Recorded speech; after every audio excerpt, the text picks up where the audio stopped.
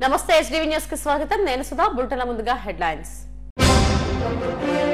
జనాభా అనేది భారం కాదు దేశానికి ఆస్తి వరల్డ్ పాపులేషన్ డేలో ముఖ్యమంత్రి చంద్రబాబు గిరిజనులు ప్రత్యామ్నాయ పంటలపై దృష్టి సారించాలి అల్లూరు జిల్లాలో రైతులకు విత్తనాలు పంపిణీ చేసిన హోంమంత్రి అనిత యాంత్రీకరణ ద్వారానే వ్యవసాయం అభివృద్ధి చెందుతుంది రైతులకు యంత్ర పరికరాలు పంపిణీ చేసిన స్పీకర్ అయ్యన్న ప్రపంచంలో అత్యధిక జనాభా కలిగిన దేశాల్లో భారత్ నెంబర్ 1 మాతా శిశు సంరక్షణకు ప్రభుత్వం అనేక పథకాలు అమలు చేస్తుందన్న ఏయు ప్రొఫెసర్ మునుస్వామి జనాభా భారం కాదని ఆస్తి అని వచ్చే 20 ఏళ్లలో పెను మార్పులు జరుగుతున్నాయని ముఖ్యమంత్రి చంద్రబాబు అన్నారు వికసిత్ భారత్ 2047 లక్ష్య సాధనకు జనాభా పెరుగుదల చాలా కీలకమని సీఎం చెప్పారు ప్రపంచ జనాభా దినోత్సవం సందర్భంగా సచివాలయంలో ఏర్పాటు చేసిన ప్రత్యేక కార్యక్రమంలో ఆయన పాల్గొన్నారు ఐక్యరాజ్య సమితి ప్రపంచ జనాభా దినోత్సవాన్ని మొదటిసారిగా 1985 జూలై 11వ తేదీన మొదటిసారిగా నిర్వహించింది ప్రపంచ జనాభా 500 కోట్లకు చేరిన సందర్భంగా ఈ కార్యక్రమాన్ని చేపట్టింది అక్కడి నుంచి ప్రతి ఏటా ప్రపంచ జనాభా దినోత్సవాన్ని నిర్వహిస్తూ వస్తున్నారు సచివాలయంలో జరిగిన ప్రపంచ జనాభా దినోత్సవ సభలో ముఖ్యమంత్రి చంద్రబాబు ముఖ్య అతిథిగా పాల్గొన్నారు దక్షిణాదిలో జనాభా తగ్గుదల వల్ల నియోజకవర్గాల పునర్విభజనలో పార్లమెంట్ల సీట్లు తగ్గుతాయనే చర్చ జరుగుతున్న నేపథ్యంలో ఈసారి ప్రపంచ జనాభా దినోత్సవానికి ప్రాధాన్యం ఏర్పడింది జనాభా వద్దనుకునే వారి సంఖ్య రోజురోజుకు పెరుగుతుండటం మంచిది కాదని సీఎం చంద్రబాబు అన్నారు యువత ఎక్కువగా ఉండే దేశమే అభివృద్ధి చెందుతుందని చెప్పారు భారత్కు యువతే అత్యంత కీలకమన్నారు చైనాలో 2 పిల్లలు ఉంటే ప్రభుత్వం 12 లక్షలు ఆర్థిక సాయం చేస్తుందని వెల్లడించారు ఏపీలో ఎంతమంది పిల్లలు ఉన్నా తల్లికి వందనం కింద ఒక్కొక్కరికి 15,000 ఇస్తున్నామని గుర్తు చేశారు గతంలో పిల్లలు వద్దని తానే చెప్పానని ఇప్పుడు తానే జనాభా నిర్వహణ అవసరమని చెబుతున్నానని అన్నారు జనాభా సానుకూల అంశంగా భావించే రోజులొచ్చాయని వెల్లడించారు 1989 జూలై 11న ప్రపంచ జనాభా 5 బిలియన్లు అంటే 500 కోట్లకు చేరుకున్న సందర్భంగా ఐక్యరాజ్య సమితి జూలై 11వ తేదీన వరల్డ్ పాపులేషన్ డేగా ప్రకటించారు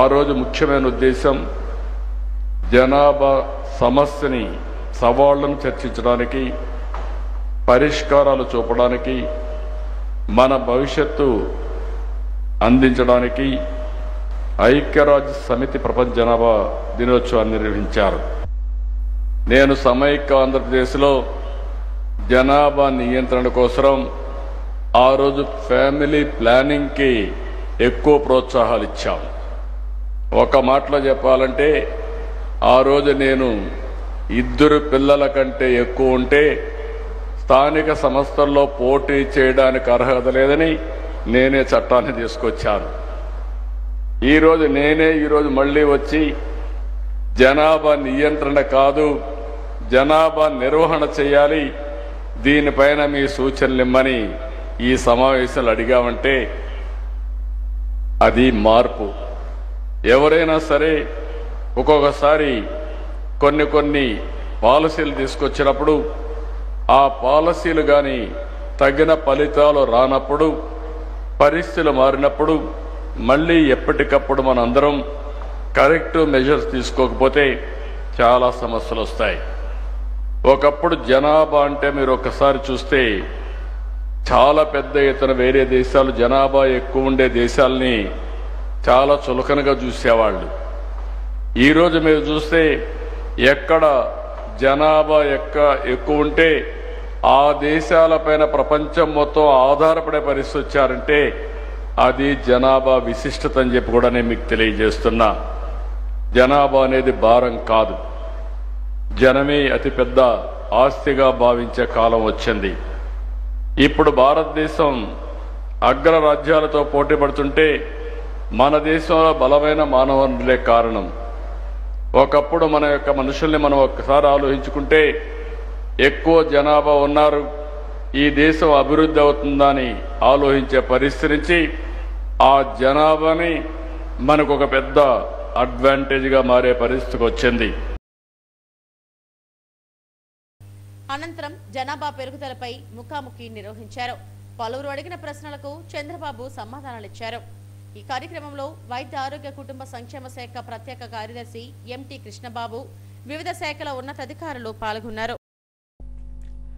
రాష్ట్ర భవిష్యత్ గిరిజనుల చేతిలో ఉందని హోంమంత్రి వంగలపూడి అనిత అన్నారు. అల్లూరు జిల్లాలో గిరిపుత్రులకు సిల్వర్ ఓక్, కాఫీ, నేరేడు, పనస వంటి వాణిజ్య పంటలు పండించాలని ఆమె సూచించారు. కొంతమంది స్వార్థపరులు గిరిజనులను వినియోగించుకుని గంజాయి వంటి అక్రమ వ్యాపారం చేస్తున్నారని మండిపడ్డారు. విశాఖ సెంట్రల్ జైల్లో 700 మంది గిరిజనుల పిల్లలు ఉన్నారని చెప్పారు. వీరి అమాయకత్వాన్ని ఆసరాగా చేసుకుని మోసగాళ్లు గంజాయి సాగు, రవాణాకు ఉపయోగిస్తున్నారని అన్నారు. గంజాయి కేసుల్లో శిక్షలతో పాటు ఆస్తులను కూడా జప్తు చేస్తున్నామని, ఇలాంటి తప్పులు చేయొద్దని హోంమంత్రి సూచించారు. గంజాయి సాగుకు బదులుగా ఉద్యానవన పంటలు పండించాలని సూచించారు. తొలుత అల్లూరు జిల్లాలోని మోదకొండమ్మ అమ్మవారిని మంత్రి సంధ్యారాణితో కలిసి దర్శించుకున్నారు. అనంతరం స్వచ్ఛ సంకల్పం పోస్టర్ ను ఆవిష్కరించారు. పాడేరు ప్రభుత్వ జూనియర్ కాలేజ్ గ్రౌండ్స్ లో చైతన్యం 2025 పేరిట గంజాయి రహిత సమాజ నిర్మాణం కోసం మాదక ద్రవ్యాల వ్యతిరేక అవగాహన కార్యక్రమాన్ని నిర్వహించారు. ఈ కార్యక్రమంలో MLA Sirishadevi, collector Dinesh Kumar, SP Amit Bhardar, eagle IG Ravikrishna, eagle SP Nagesh Babu తదితరులు పాల్గొన్నారు.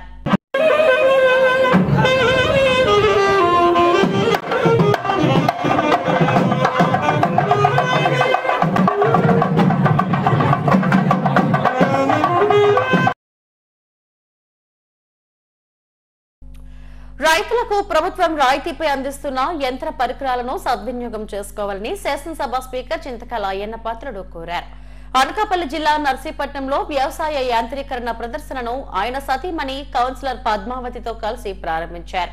ఈ సందర్భంగా వివిధ కంపెనీలు ఏర్పాటు చేసిన వ్యవసాయ యంత్రాలను పరిశీలించారు. మినీ ట్రాక్టర్ ను స్పీకర్ స్వయంగా నడిపారు. అనంతరం జరిగిన సభలో అయ్యన్న మాట్లాడారు. వ్యవసాయంలో నర్సీపట్నం ప్రాంతం నెంబర్ 1 గా నిలవాలన్నదే తన ఆకాంక్ష అని అన్నారు. 2 లక్షల రూపాయలు చెల్లిస్తే 10 లక్షలు విలువైన పురుగుల మందు స్ప్రే డ్రోన్లు మండలానికి 2 చొప్పున ఆసక్తి గల రైతులు తీసుకోవచ్చన్నారు. దీంతో ఉపాధితో పాటు సాగులో ఆధునీకరణ సాధ్యమవుతుందని అన్నారు. ఇలాంటి యంత్రాల వల్ల కూలీల కొరత అధిగమించడమే కాకుండా తక్కువ సమయంలో ఎక్కువ పని పూర్తి చేయొచ్చన్నారు. వ్యవసాయంలో పూర్వ వైభవాన్ని తీసుకురావాలంటే ఈ యంత్రాలు వినియోగించి సాగు చేయాలన్నారు.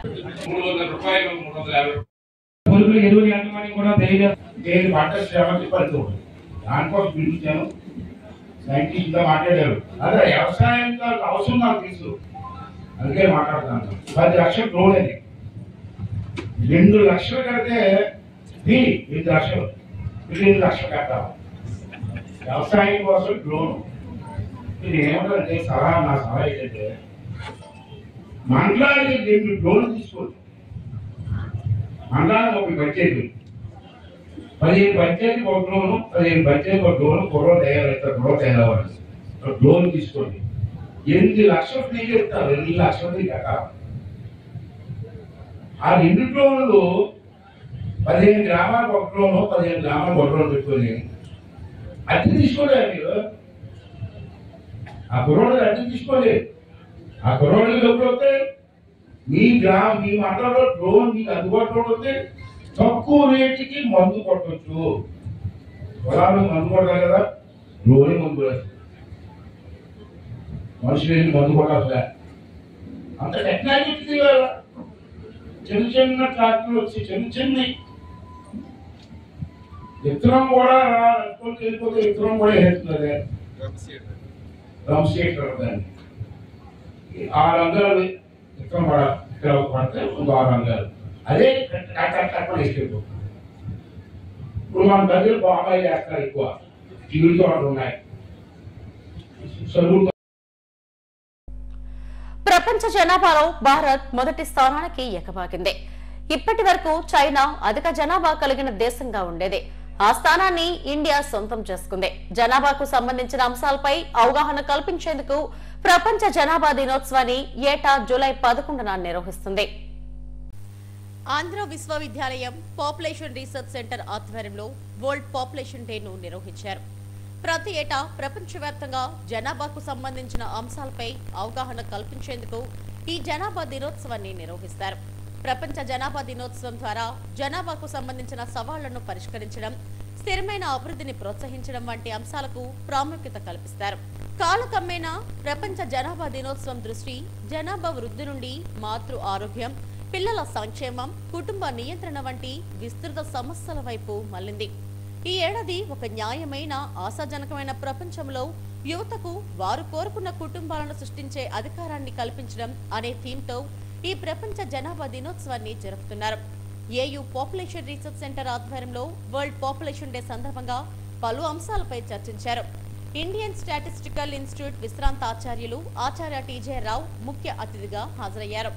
కృష్ణా యూనివర్సిటీ విశ్రాంత వీసీ ఆచార్య రామకృష్ణ, ఏయూ వీసీ ఆచార్య రాజశేఖర్, రిజిస్టర్ ధనంజయరావులు అతిథులుగా హాజరయ్యారు. ప్రజలకు అవగాహన కల్పించేందుకు జనాభా దినోత్సవం చక్కని వేదిక అని ఏయూ పాపులేషన్ రీసెర్చ్ సెంటర్ గౌరవ డైరెక్టర్ ఆచార్య బి మునిస్వామి తెలిపారు. ప్రపంచంలో అధిక జనాభా కలిగిన దేశాల్లో భారత్ తొలి స్థానంలో ఉందని చెప్పారు. గతం కంటే సంతాన రేటు తగ్గినా జనాభాలో మాత్రం మొదటి స్థానంలోనే ఉన్నామని అన్నారు. ప్రభుత్వం మాతా శిశు సంరక్షణకు అనేక పథకాలను అమలు చేస్తుందని చెప్పారు. Honorary director population research centre, head department of statistics, Andhra university Visakhapatnam ఈరోజు ప్రపంచ జనాభా దినోత్సవాన్ని జరుపుకుంటున్నాం. ఈ ప్రపంచ జనాభా దినోత్సవ ముఖ్య ఉద్దేశం ఏంటంటే ప్రజలకు అవగాహన కల్పించడం.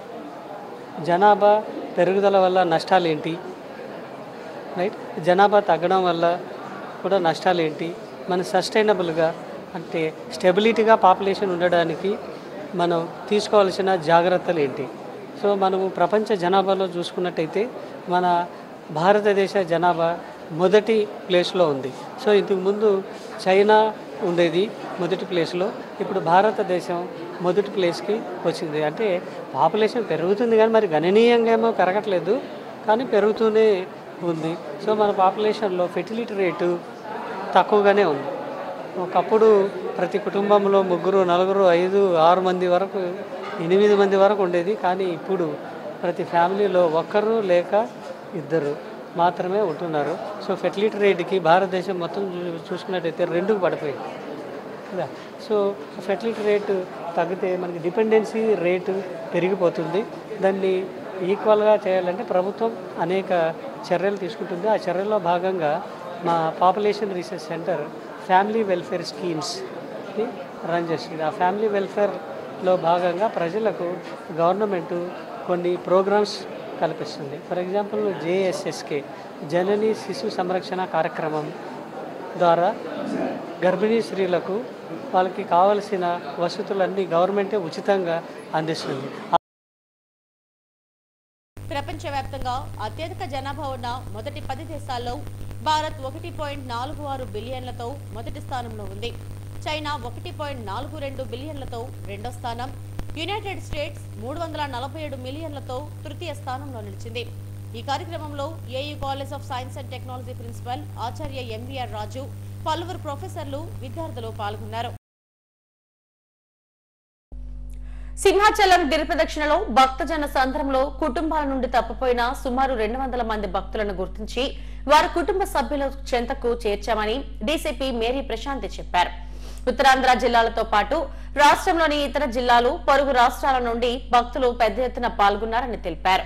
ఈసారి భక్తజన సమూహంలో అనేక మంది భక్తులు తమ బంధువులు, స్నేహితుల నుండి తప్పిపోయారని అన్నారు. సిపి బాక్షి ప్రత్యేక శ్రద్ధ తీసుకున్నారని చెప్పారు. కొండ దిగువన ఉన్న కమాండ్ కంట్రోల్ రూమ్ ఆధ్వర్యంలో తప్పిపోయిన వారి ఆచూకీ గుర్తించేందుకు ప్రత్యేక ఏర్పాట్లు చేశారు. కమాండ్ కంట్రోల్ కేంద్రానికి వచ్చి ఫిర్యాదు చేసిన వెంటనే వివరాలు నమోదు చేసి అనౌన్స్మెంట్, సోషల్ మీడియా గ్రూపుల ద్వారా ప్రచారం చేశారు. కొన్ని ప్రాంతాల్లో మొబైల్ సిగ్నల్స్ పనిచేయకపోయినప్పటికీ పోలీస్ బృందాలు తక్షణం ప్రతిస్పందించి తప్పిపోయిన వారిని గుర్తించి కుటుంబ సభ్యులకు అప్పగించామని డీసీపీ తెలిపారు. చిన్నపిల్లలు, వృద్ధులు, దివ్యాంగులు కనిపించకపోయిన సమయంలో RFID ఆధారంగా వారిని గుర్తించామన్నారు. మా పేరు లక్ష్మి. మేము ఇలా తప్పిపోయాము. పోలీస్ సహకారం వల్ల మళ్ళీ మేము గిరి ప్రదక్షిణకు వచ్చాము. మాము గిరి పవన్కి వచ్చాము. ఒక ఎత్తి తప్పుడిపోయింది. ఆయన్ని విశాఖపట్నం పోలీసు వాళ్ళు మాకు నిలిపి పెట్టారు. గుండా దేవలక్ష్మి, మాది గౌరంపేట అండి. గిరి ప్రదర్శనానికి వస్తే మా వాళ్ళ తప్పుపోయిన పోలీసు వారి ఇబ్బందితోటి మమ్మల్ని మా వాళ్ళు చేర్చారండి. హాయ్ ఎవ్రీవన్, నా పేరు శిరీష. నేను తుని నుంచి వచ్చాను. సింహాచలం గిరి ప్రదక్షిణ కోసం హాజరయ్యడం జరిగింది. ఇక్కడ ఉన్న ప్రతి పోలీస్ డిపార్ట్మెంట్ కూడా మాకు ఎక్కడికెక్కడ ట్రాఫిక్ జామ్ కి క్లియర్ చేస్తూ వచ్చారు. అండ్ ఫుడ్ కౌంటర్ దగ్గర కూడా మాకు ప్రతి దగ్గర కూడా హెల్పింగ్ చేస్తూ వచ్చారు. ఎవరైనా మిస్బిహేవియర్ చేసినా వాళ్ళ దగ్గర మాకు సపోర్ట్ ఇవ్వడం కూడా జరిగింది. ఉమెన్స్ కూడా చాలా సెక్యూరిటీగా కూడా ఫీల్ అయ్యాము. చక్కగా విశాఖపట్నం పోలీసులు బాగా మాకు సద్భయం చేశారు. బాగా ఏర్పాటు బాగా చేశారు. అంత బాగానే ఎటువంటి ఆటంకాలు లేవండి. పోలీసు వారు బాగా సహకరించారండి. నేను సాయంత్రం గిరి ప్రదర్శనకు వచ్చా. రాత్రి నుంచి బాగా జరిగింది. పోలీసు వారు కూడా మాకు బాగా ఇచ్చేసారు. అన్ని బాగానే ఉన్నాయి. నా పేరు చందక నాగేశ్వరరావు. నేను పలానా కొవ్వూరు గ్రామం నుండి గిరి ప్రదర్శనకు వచ్చాను.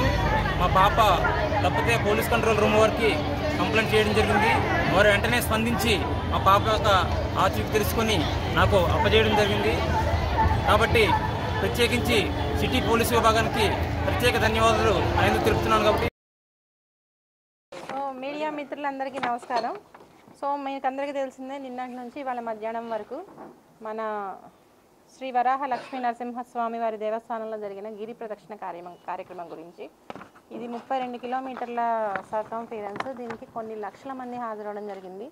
వైజాగే కాకుండా ఆంధ్రప్రదేశ్లోని ఇతర జిల్లాలు, అలాగే ఛత్తీస్గఢ్, జార్ఖండ్, ఒరిస్సా, తమిళనాడు ఇట్లాంటి స్టేట్స్ నుంచి కూడా చాలామంది భక్తులు రావడం జరిగింది. ఈ సందర్భంగా సఫిషియంట్ బందోబస్తుని మనం ప్లాన్ చేయడం జరిగింది. చాలా రోజుల ముందు నుంచే దీని గురించి ప్లాన్ చేయడం జరిగింది. సిపి గారు పర్సనల్ ఇంట్రెస్ట్ తీసుకోవడం, అలాగే తొలి పావంచ దగ్గర ప్రోగ్రామ్ స్టార్టింగ్ నుంచి ఎండింగ్ వరకు సిపి గారు పర్సనల్గా ఉండి మొత్తం కూడా సూపర్వైజ్ చేయడం జరిగింది. ఈ భారీ భక్త సమూహం మధ్య మనం చూస్తే చాలామంది తప్పిపోవడం జరిగింది. మీరు కూడా ఎక్స్పీరియన్స్ చేసి ఉంటారు. మొబైల్ సిగ్నల్స్ ఆల్మోస్ట్ లేకపోవడం, వాళ్ళని ట్రాక్ చేసే పరిస్థితి కూడా లేదు. అందరికీ కమాండ్ కంట్రోల్కి వచ్చి మనకు కంప్లైంట్ ఇవ్వడం జరిగింది. ఈ పరిస్థితి తీవ్రతను గమనించిన సిపి సార్ పర్సనల్ ఇంట్రెస్ట్ తీసుకొని ఒక స్పెషల్ టీమ్ని ఎక్స్క్లూజివ్లీ ఈ తప్పిపోయిన వాళ్ళని వెతకడం గురించి పెట్టడం జరిగింది. అలాగే భక్తులు వేరే రాష్ట్రాల నుంచి వచ్చారు కాబట్టి ఆ రాష్ట్ర భాషలు, ఒరియా తెలిసిన కానిస్టేబుల్స్, తమిళ్ తెలిసిన కానిస్టేబుల్స్, అలాగే హిందీ వచ్చిన కానిస్టేబుల్స్ కూడా ఆ టీంలో పెట్టి ఒక స్పెషల్ టీం నిన్న మధ్యాహ్నం కాన్స్టిట్యూట్ చేయడం జరిగింది.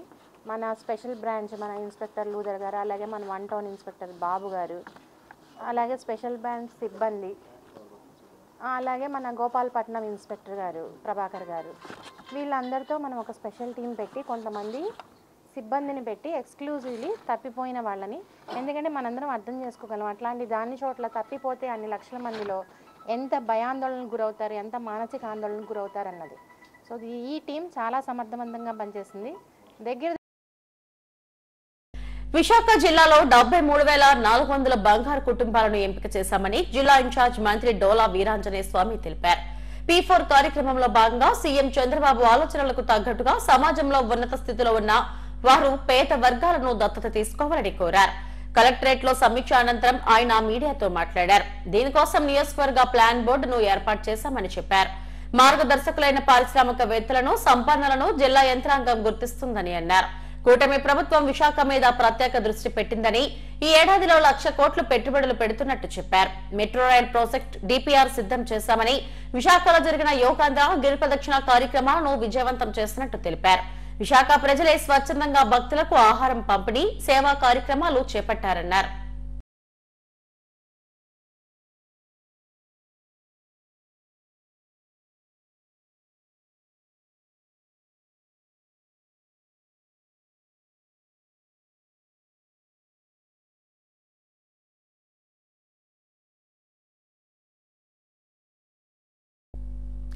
హిందుస్థాన్ షిప్ యార్డ్ ను విశాఖ ఎంపీ ఎం శ్రీభరత్ సందర్శించారు. సంస్థ CMD సీనియర్ అధికారులతో కీలక అంశాలపై చర్చలు జరిపారు.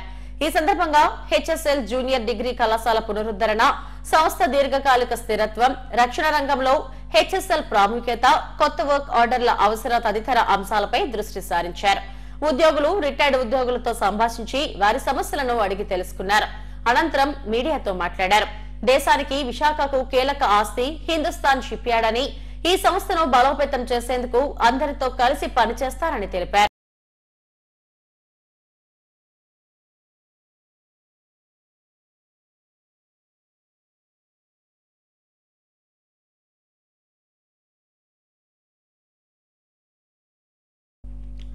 సనాతన ధర్మం భగవంతునికి ఎలా దగ్గరగా ఉండాలో, గురువులను ఎలా గౌరవించాలో తెలియజేస్తుందని నగర పోలీస్ కమిషనర్ శంకరప్రతాప్ బాగ్చి అన్నారు.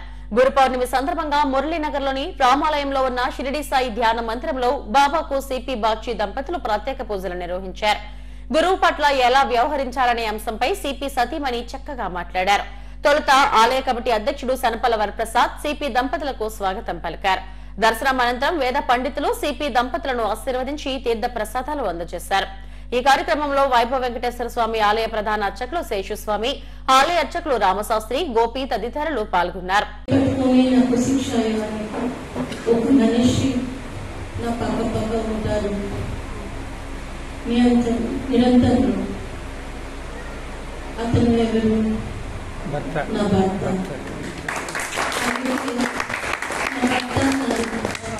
ఇప్పుడు ప్రస్తుతానికి ఈ జీవితంలో నా గురువు, అందుకే నా భర్త.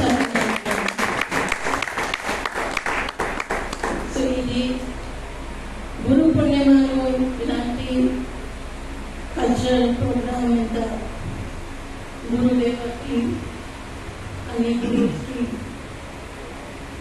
పూజ చేసుకొని గురు పూర్ణిమ రోజు ఒక మంచి వాతావరణం సృష్టించాలి. ఇక్కడ చాలా బాగుంది, నాకు చాలా ఇష్టపడింది, చాలా గారి మాట వెనకాల శుభశ్రీ గారి నాకు చాలా సంతోషం అనిపించిందంటే నాకే కాదు మనలాంటి వాళ్ళందరికీ అనిపించింది. వృత్తిని ఏ రీతిలో గౌరవించాలో ఆ రీతిలో గౌరవిస్తూ, ప్రవృత్తిని గౌరవిస్తూ, నాకు మరెవరో కాదు నా చెయ్యి పట్టుకొని ఈ ఊపిరినంత వరకు నిలిచి వెళ్ళి నా భర్తే నా గురువు లక్ష్మీ సౌభాగ్యం కానీ ఏముండాలి. ఇలాంటి పుణ్య దంపతులు తర్వాత తరానికి ఆదర్శప్రాయంగా ఉండాలి. అట్లాంటి ఆదర్శప్రాయమైన పుణ్య దంపతులని ఎంతో మందిని చూశాను. ఇక్కడ వీళ్ళిద్దరిని చూసిన తర్వాత నాలో కూడా ప్రేరణ కలిగి నాలాంటి మనందరికీ ప్రేరణ కలిగించిన ఆ పుణ్య దంపతులు ఆదర్శప్రాయులై దైవ కృపతో శివాయ గురువే నమః అని ప్రారంభించిన మంత్రం దగ్గర నుంచి ఈరోజు కొంచెం బాగా అనిపించింది. శేషాం గారు చిన్నప్పుడే నేను 10th క్లాస్ చదువుకున్నప్పుడే ఈ దేవాలయం ముందు వాళ్ళ చిట్టుబాబు గారు మన శేషాం గారు దసరా పూజకి మనకి వచ్చేవారు. అయితే ఈరోజు ఈ అంజనాభివృద్ధి జరిగింది. ఆయన ఒక విశాఖపట్నంలో కాదు చాలా ఏరియాలో కూడా ఆయన అంత పేరు శేషాం గారికి ఉంది. అయితే ఆ సందర్భంలో ఈ రోజు ఒక బాధ అనిపిస్తుంది. ఎందుకంటే నన్ను ఆయన ఒక మాట అనేసారు, ఈ కమిటీ వాళ్ళందరూ పంచులు కట్టుకొని రండి అని. అందువల్ల నెక్స్ట్ టైం మాత్రం మేము తప్పనిసరిగా గురువు గారికి అందరూ పంచులు కట్టుకొని. సీతమ్మధారలోని నార్త్ షిరిడి సాయి ఆలయంలో గురు పౌర్ణమి వేడుకలు ఘనంగా జరిగాయి. పరిసర ప్రాంతాల నుండి భక్తులు విశేషంగా హాజరై బాబాను దర్శించుకుని పూజలు చేశారు. వేడుకల్లో భాగంగా భక్తులకు పెద్ద ఎత్తున అన్న ప్రసాదాన్ని వడ్డించారు. ఏటా గురు పౌర్ణమి వేడుకలు ఆలయంలో ఘనంగా జరుగుతాయని భక్తులు తెలిపారు. బాబా కృప ప్రజలందరిపై ఉండాలని ఆకాంక్షించారు. ఈ కార్యక్రమంలో టీడీపీ సీనియర్ నాయకురాలు హరిత, జనసేన నాయకుడు గోపి తదితరులు పాల్గొన్నారు.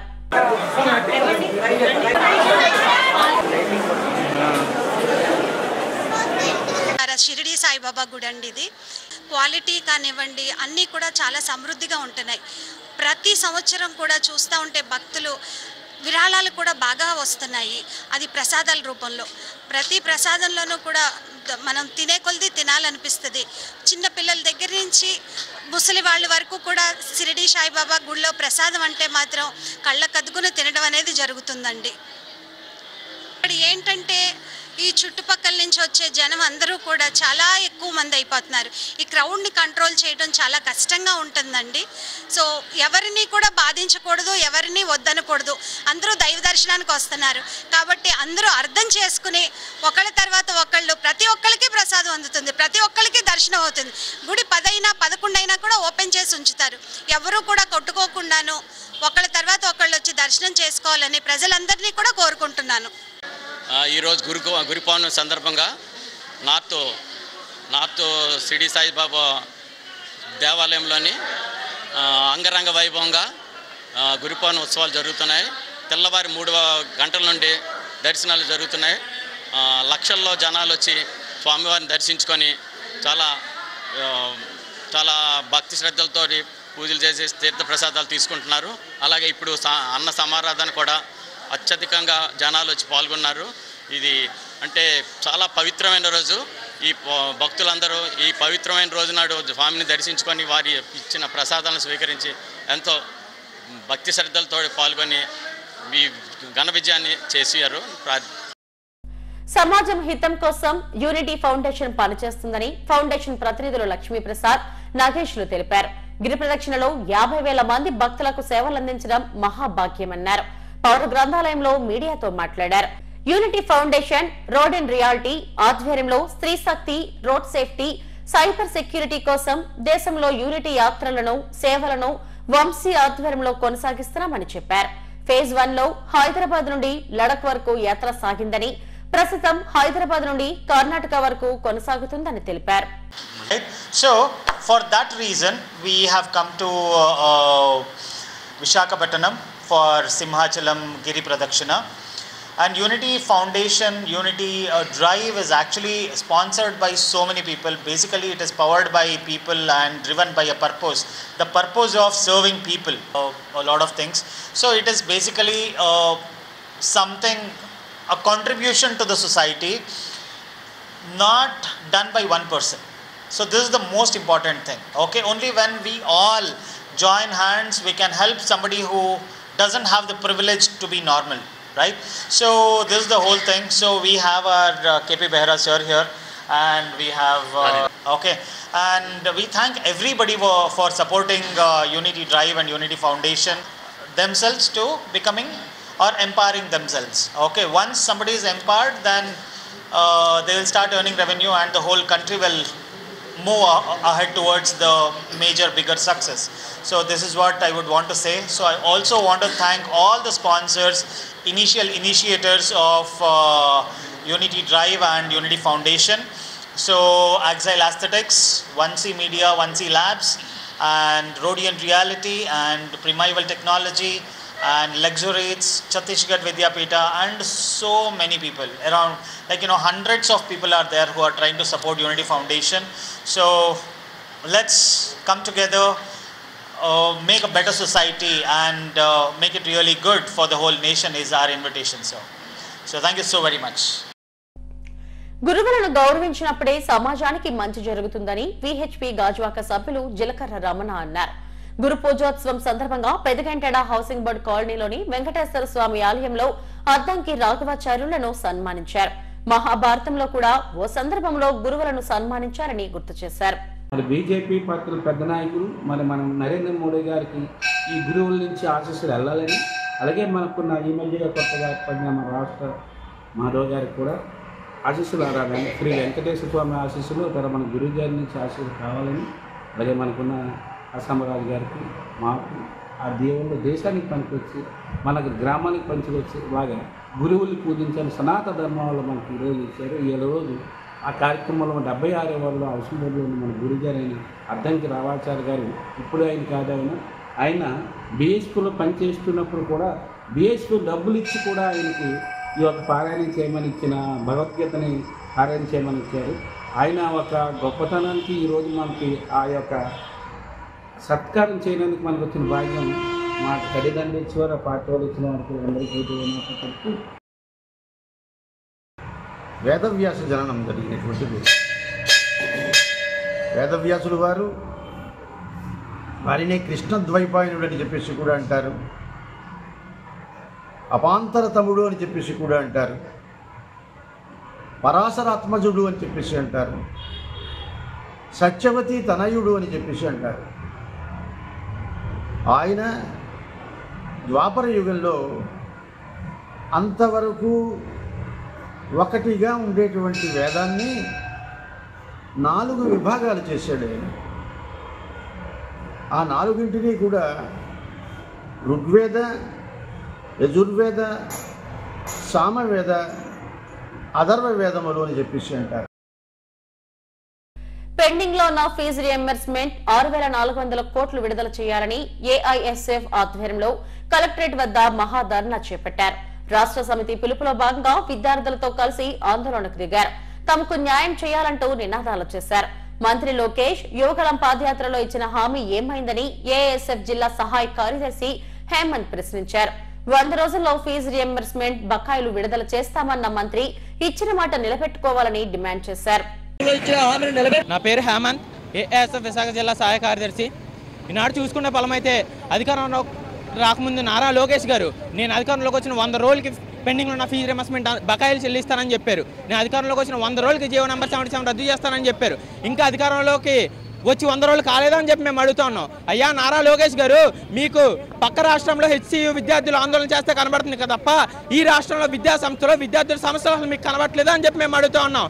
ఈ నేపథ్యంలో రాష్ట్రం అంతా ఈరోజు కలెక్టర్ గేట్ ముందు ఫీజు రియంబర్స్మెంట్ జీవో నెంబర్ 77 రద్దు చేయాలని చెప్పి డిమాండ్ చేస్తూ ఉన్నాం.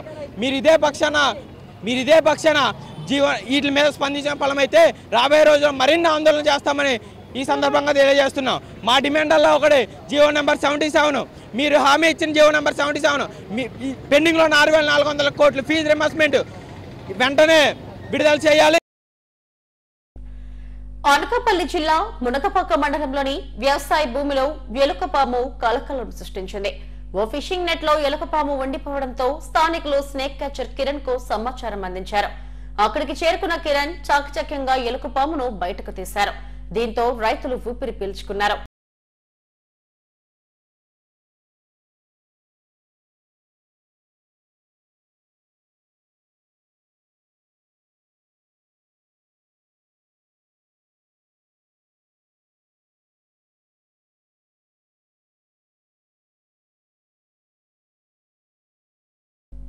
హెడ్లైన్స్ మరోసారి.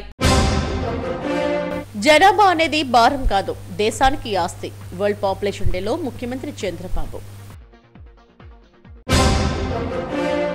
గిరిజనులు ప్రత్యామ్నాయ పంటలపై దృష్టి సారించాలి. అల్లూరు జిల్లాలో రైతులకు విత్తనాలు పంపిణీ చేసిన హోంమంత్రి అనిత. యాంత్రీకరణ ద్వారానే వ్యవసాయం అభివృద్ధి చెందుతుంది. రైతులకు యంత్ర పరికరాలు పంపిణీ చేసిన స్పీకర్ అయ్యన్న. ప్రపంచంలో అత్యధిక జనాభా కలిగిన దేశాల్లో భారత్ నెంబర్ 1.